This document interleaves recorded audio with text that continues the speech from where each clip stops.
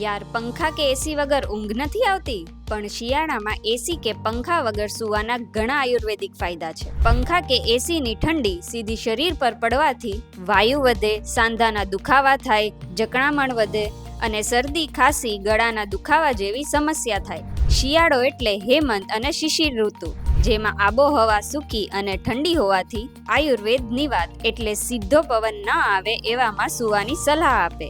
વળી આ ઋતુમાં કુદરતી ઠંડક શરીરની પાચન અગ્નિને મજબૂત બનાવે, રોગ પ્રતિકારક શક્તિ વધારે અને ઊંઘ ઊંડી અને તેમજ શાંત કરે. જ્યારે પંખા કે એસી વગર સૂશો ત્યારે શરીર પોતાની નેચરલ ગરમી જાળવી રાખે છે, ચેતાતંત્ર રિલેક્સ થાય અને સવારે થાક વગર ઊંઘ ઉડી જશે. તો હવેથી શિયાળામાં એક આદત બદલો, પંખો અને એસી બંધ રાખો અને સૂતા સૂતા પણ આયુર્વેદિક ફાયદા ઉઠાવો.